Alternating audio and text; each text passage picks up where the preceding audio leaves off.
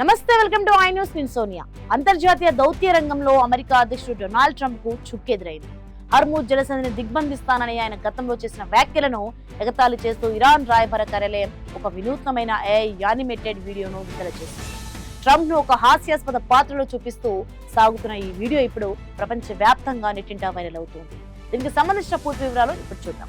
America, Iran మధ్య దశాబ్దాలుగా సాగుతున్న వైరం ఇప్పుడు సరికొత్త డిజిటల్ యుద్ధానికి దారితీస్తుంది. ప్రపంచ చమురు సరఫరాలో అత్యంత కీలకమైన హర్మూజ్ జలసంధిని మూసివేస్తామని, ఆ ప్రాంతంపై ఆధిపత్యం ప్రదర్శిస్తామని గతంలో డొనాల్డ్ ట్రంప్ చేసిన ప్రసంగాలను టార్గెట్ చేస్తూ ఇరాన్ ఎంబాసీ ఒక క్రేజీ పేరడీ వీడియోను పోస్ట్ చేసింది. ఈ వీడియోలో ట్రంప్ ను 80వ దశకపు పాప్ సింగర్ లా చూపిస్తూ ఆర్టిఫిషియల్ ఇంటెలిజెన్స్ సాంకేతికతతో ఆయన హావభావాలను అత్యంత హాస్యాస్పదంగా మార్చేశారు.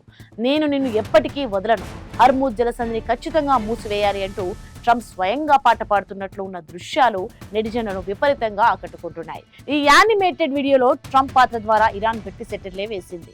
ఒకవైపు ప్లీజ్ నౌకలను వెళ్ళనివ్వండి, కనీసం కొన్నింటినైనా అనుమతించండి అంటూ బాధితుల్లా బతిమలాడుతున్నట్లు, ఆ వెంటనే నువ్వు నన్ను బ్లాక్ చేస్తే నేను నిన్ను బ్లాక్ చేస్తానంటూ ఒక చిన్న పిల్లాడిలా బెదిరిస్తున్నట్లు డైలాగు రూపొందించారు. అంతేకాకుండా తన సొంత మద్దతుదారులు, తన భార్య మెలానియా కూడా తనను విడిచిపెట్టారని, అయినా సరే లొంగిపోవడం తన రక్తంలోనే లేదని ట్రంప్ పాడుతున్నట్లు చూపించడం ఈ వీడియోలో హైలైట్ గా నిలిచింది.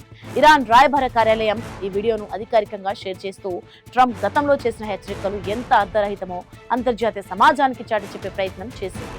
హర్మూజ్ జలసంధిపై పట్టు కోసం అమెరికా, ఇరాన్ మధ్య ఎప్పటి నుంచో ఘర్షణ వాతావరణం నెలకొన్నప్పటికీ ఒక దేశ అధికారిక దౌత్య కార్యాలయం ఇలా మరో దేశ అధ్యక్షుడిని బహిరంగంగా ఎగతాళి చేయడం చర్చనీయాంశం అవుతోంది.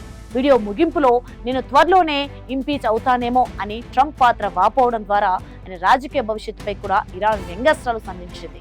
మొత్తానికి AI టెక్నాలజీని ఆయుధంగా మార్చుకుని ప్రత్యర్థి దేశ నేతల ప్రతిష్టను దెబ్బతీయడంలో ఇరాన్ ఈసారి ఒక అడుగు ముందే వేసింది.